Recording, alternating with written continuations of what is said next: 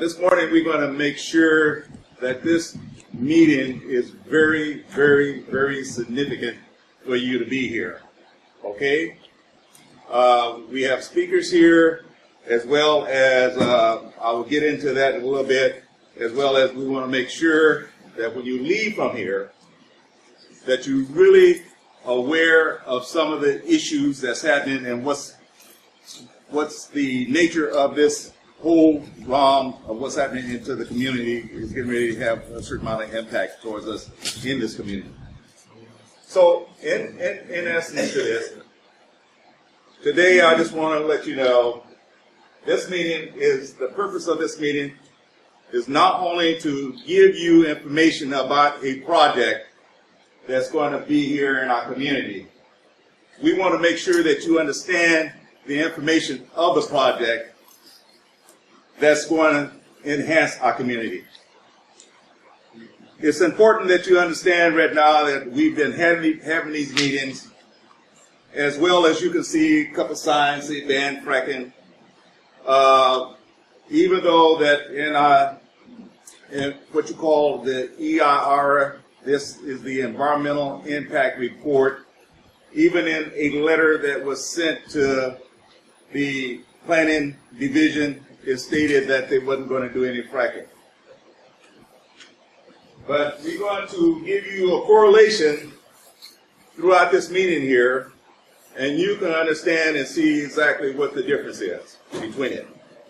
It's important that when you leave from here today, why you need to understand that we need your support, and it's going to be certain committees that we're going to ask you to be involved with, because it's not only for ourselves, it's for you in this community, for what's happening or getting ready to happen in this community here.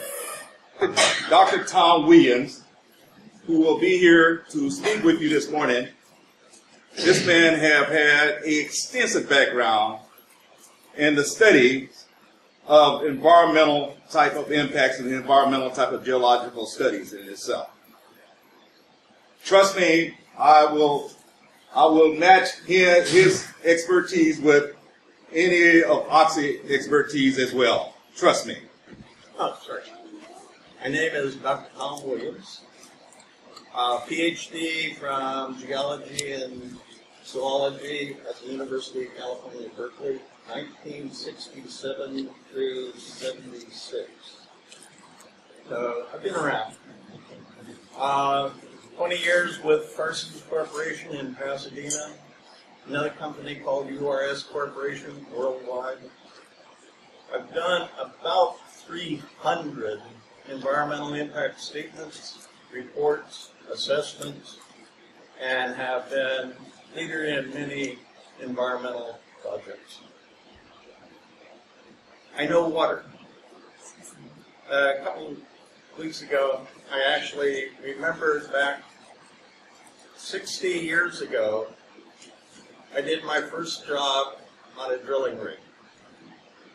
60 years ago. It's changed quite a bit since then, but I figured out at that time there were no child labor laws really enforced at that time.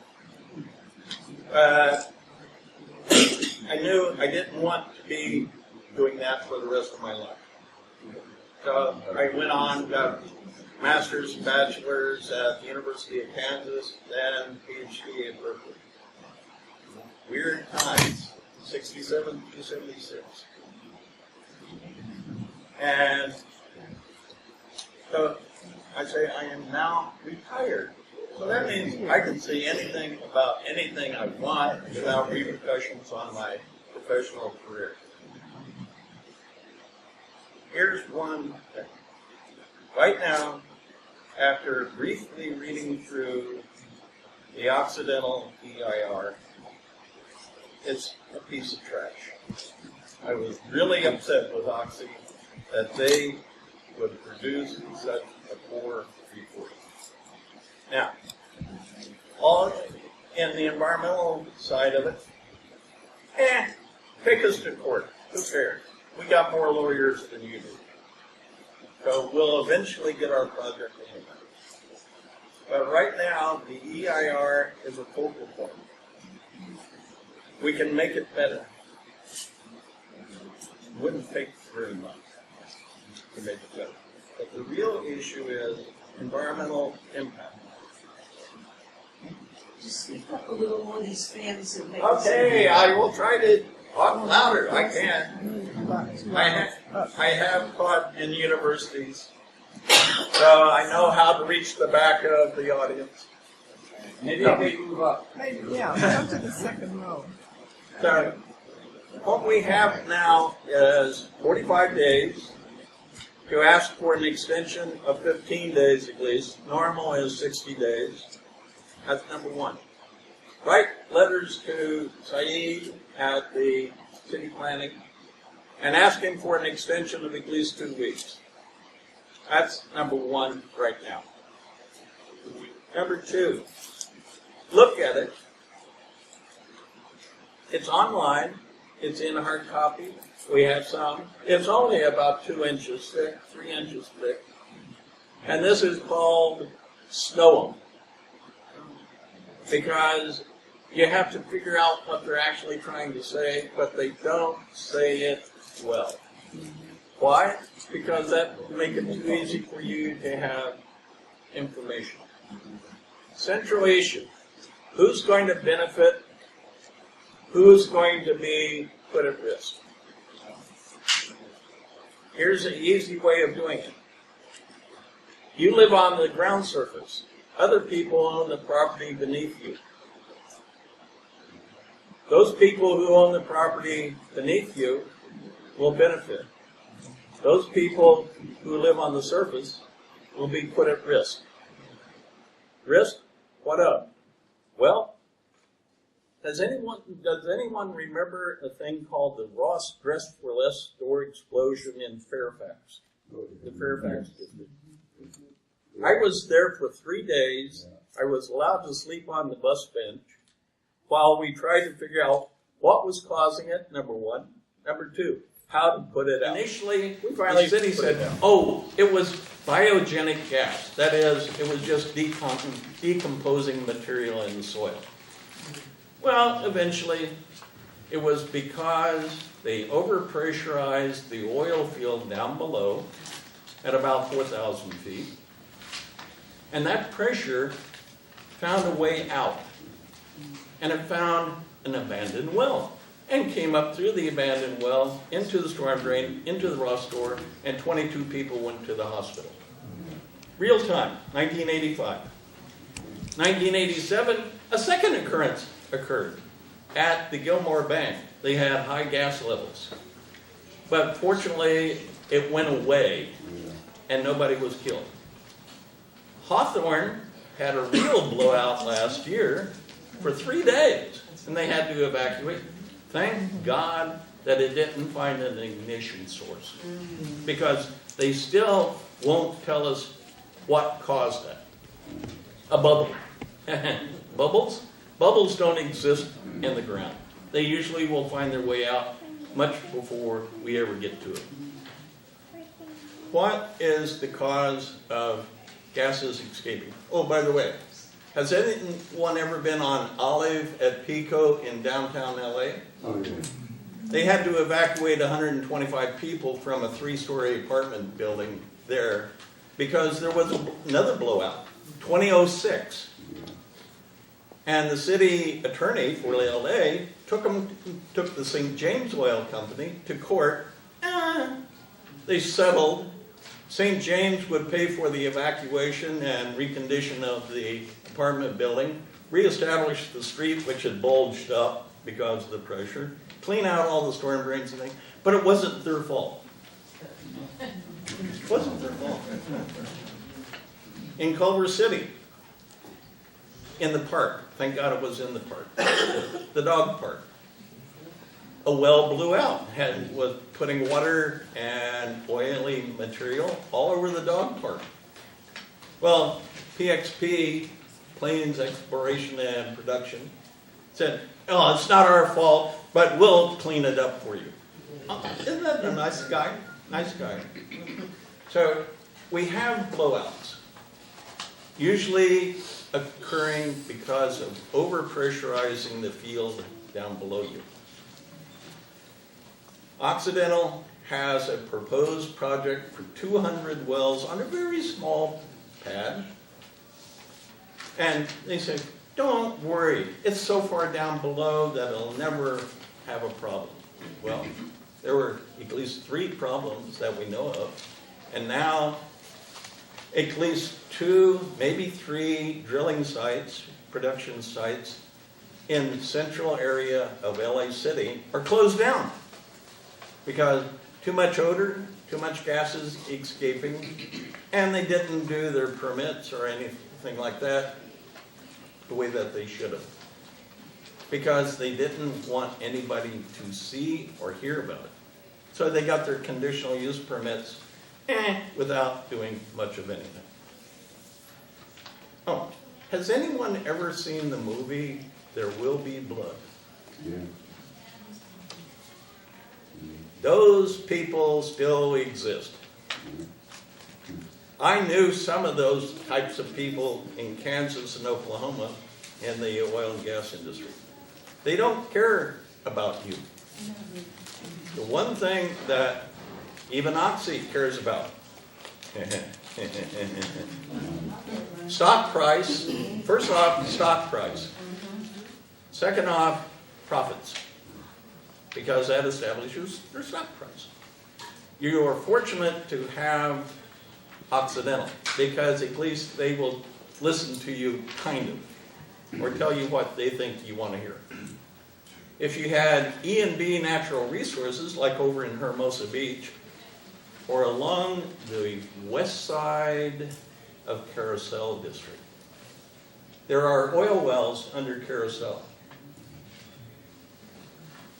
There's some possible implications there.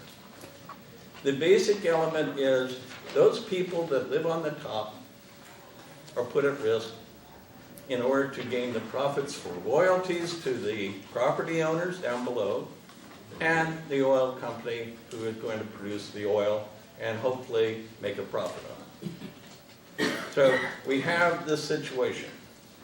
In the EIR, does anybody remember seeing the old oil wells on the Dominguez Hills? Oh, yeah.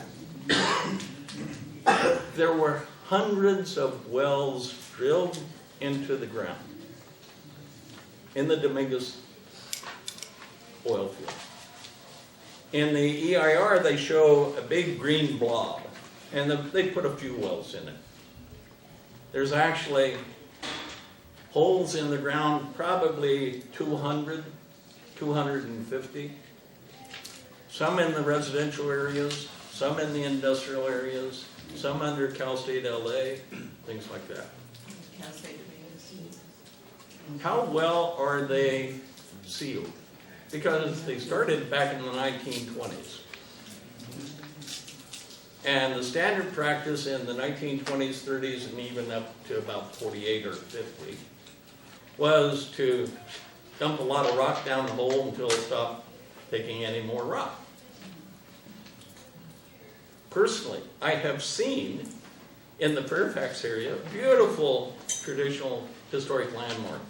That is some welded steel drums put together with a power pole, wooden pole, stuck down through it, with a big sheet of leather coming out of it. And that's how they used to seal them. Because cement was too costly, and they couldn't get it down hole. So we have these situations around. The most important thing on the EIR for me is, where do you live? How close are you to a badly abandoned oil well? Doggard, the Division of Oil, Gas, and Geothermal Resources, has the locations of most of them. If you have any good historians who may be able to get photographs, there may be a lot more. Because I was in the construction management for the LA Metro Rail Red Line Phase 1. And over in Alvarado, we had real problems because we had newspaper accounts and some illustrations of oil wells every 50 feet because each house block could put in a well. Each house block, 50 feet. So, where are the oil wells that have been abandoned without record? Where are the oil wells that have been abandoned with records? And how well are the wells abandoned? We don't know, and the EIR doesn't tell us any information. I always go back, I started my first CEQA document in 1972-3 for the city of San Jose. We didn't know what we were doing, but we got it together, did something, and it seemed to be a basic document. My basic approach is informed consent. In order to have informed consent, you first have to have the information. CEQA requires that you have full disclosure, and that the disclosure be complete and adequate. The document that Oxy has paid for, that the city has released, is not adequate, not complete, and does not give you full disclosure. Basic element. They don't show you where all of the oil wells were drilled or suspected to be drilled, and who sits on top of them now. And by the way, at Ross Store in Fairfax, the actual well that blew out was about 800 feet away from the store. But the gas came up, couldn't find a way out directly, so it eventually found a pathway through the storm drains because they're nicely sloped and everything. They're surrounded by gravel, which makes the gas easy to get through, and eventually into the storm drain itself. For 3 days, we had a storm water inlet drill that had a column of flame about 18 to 20 feet high, so by so, for 3 days. That was a lot of gas, not a bubble. So, it doesn't necessarily mean that you will have it at your property if you're on top of the well, but your neighbors might get it. And the central issue is, we don't know. Can they find out? Hey, nowadays, we can actually drive the streets and locate any, quotes, hot spots of methane. How?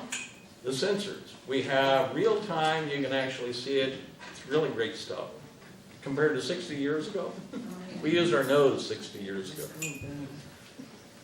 So it can be located, it can be remediated, and one of the problems with Oxy's project is that it's not a new field. We have a lot of historic garbage in the ground that we don't know anything about. And that's the problem with Dominguez oil field. There's no real records as to what you are going to be faced with in the future. So I say I was hoping that Oxy was going to do a much better job than they did. They didn't. I don't know why. Oftentimes it's a matter of minimal effort, throw it out, let them argue about it, and then get the project approved anyway. So you have an opportunity. Yeah. Yes, sir. I've been in the city of Carson for almost 51 years. In the city of Carson for almost 51 years. So I know a lot of places around here. I know a couple of hot spots now that on the asphalt, if you put a puddle of water, you see bubbles come up out of the ground. Yeah. Again, when here's one of the things. Oxy, whoever wrote the report, EIR, didn't know oil and gas. Waste will be re-injected in the ground. You don't re-inject drilling waste in the ground. You can't. Or you're going to have to exert such high pressures that it won't work. The problem comes as to if they don't tell you what is real, then it's just a rather grim fairy tale if you're going to be here for the next 20 years. I live on a hill. It has no oil wells around it, and as a renter, I walked the street and looked for curbs where they had been dislocated before I bought the house. If you buy a house now in the Domingo oil field area, are you prepared for some future problems? If you want to sell a house in Carson, in Carousel, in Domingos, do you have to disclose to the purchaser that Occidental is going to have a new oil field under you that will go on for the next 25 to 40 years? Disclosure. Interesting. So there are some real issues. There are some suspected issues. But the EIR does not, number one, give full disclosure. It doesn't give an adequate treatment of many elements. It shows one picture, and maybe there's 20 wells identified on it. Well, those are 20 wells during the last 5 years. Yeah. There was a notice in the LA Times about the completion of an EIR, and I was told by somebody or other that that was something prepared by the state. Do you know, was there any document prepared by the state, or? Okay, in the bigger picture, at the state level, how many people have heard the word fracking? Okay. The state of California, under a great deal of pressure during the last 3 years, finally got something passed through the state legislature, SB 4, Senate Bill 4, by Fran Pavley of Thousand Oaks area. The central issue is that it was regulated but not reported before. Now it's having to be reported. When you do fracking, acidization, and what they call high-rate gravel packing. The oil and gas industry loves to play with definitions. Well, it's not really fracking because we're at lower pressures. Well, it doesn't have to be lower pressure. Fran Pavley's bill did a reasonable job because it was based upon 6 months of the Sierra Club and many others over at the South Coast Air Quality Management District, putting together what it called 1148.2, Rule for Notice and Reporting. That is, how can you know what's going on if it's never reported? Here, if you really want a state issue, how many of you have ever tried to get a building permit? Maybe some of you. My condolences. How would you like to have a counter permit that you just submit the application, it's reviewed for 10 days, and approved? And if they don't ask you any questions about it, it's automatically approved. Default approval. 10 days. That's all they need. And Pavley's bill, it's working on it. We have about 40 pages of review comments on that to try to make it more rigorous, more open, more accessible. Why? Because information is the central issue. Hey, in the Domingos refinery, I had to go on the refinery, therefore I had to take introduction to the refinery, what to do and things like that. And by the way, I wore a beard on a refinery for about 6 months on a refinery. But the first person in the introduction said, don't write down anything other than numbers. because they did not, Shell did not want anything in their files that could be found during discovery if they were ever sued. So I say that's the general tenor. But, you know, go see, there will be blood. That kind of sets the stage. Tom, I was talking about the city and the responsibility at the city to ensure that they do have a complete document. I mean, we rely on the city to a certain extent. Here's the basics. Within the city of Carson, where does the barrel stop? The barrel stops at the city council because the city council is the one that will certify the environmental document as being complete and adequate. And we will have so many days after that certification to file a protest or appeal against their decision. So it always stops at city council. Even if the planning commission listens to you, things like that, they will make a recommendation to the city council. And it's the city council, five people will make the decision. Before it gets there, I might say we're in the draft EIR process right now. And 45 or 60 days, there will be a end of comment period. We have 45 days, 60 days to make comments on the completeness, the adequacy, and the full disclosure of information in the document. That goes back as to the project description and things like that. Once that is done, once the DEIR comments are submitted, the city and its consultants will take those comments and they will respond to them and produce what is called the final EIR. That final EIR will go through the planning department and they will make a recommendation to the planning commission. The planning commission will then make a recommendation to the city council. But the certification, you might say, the barrel will stop at the city council. And from then on, it's in the courts. Tom, also I want to get a chance, some people want to ask you some things that also on the agenda. Yeah. Okay, let me just, when I was in the back there, they was asking, they said, well, how does hydraulic injection possibly have an impact or effect upon earthquakes itself?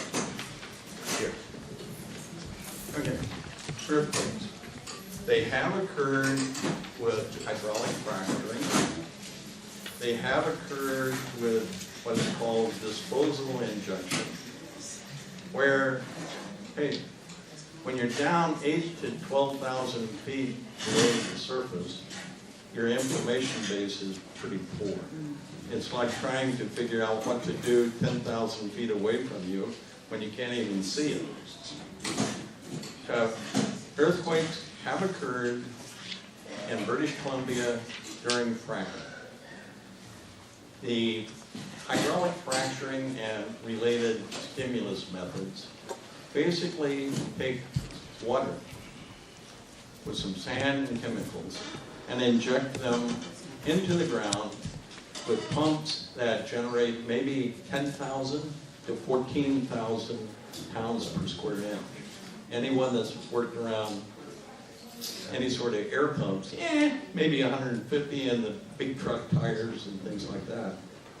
But we're talking about thousands of pounds per inch. At around 1,000, if I have a jet of water coming out at 1,000 PSI and I walk in front of it, I'm dead. It'll cut me in half. Just the water. So it's a lot of pressure. When you're down at 10,000 feet, like in the Deepwater Horizon, the oil well that blew out in the Gulf of Mexico, they were dealing with maybe 15 to 20,000 PSI down in the hole. And They didn't have the equipment to deal with it. So who suffered? The Gulf of Mexico. Louisiana, Texas, everybody, Florida. So when you're injecting, the central issue is the pumps. I can stop all hydraulic fracturing if I just say you have to have a special permit for any pump of more than 1,000 psi and 1,000 gallons per minute capacity. That stops all hydraulic fracturing. It requires big pumps, a lot of water, and high pressures. Where that pressure goes, we don't know. And one of the issues with the Dominguez oil field is how many holes are in it, and where are those holes, and how well sealed are they. And normal, what is called water flooding injection, let's say if it's at 6,000 feet depth, that would be around, I could go up to roughly about 3,000 psi on the pumps without fracturing.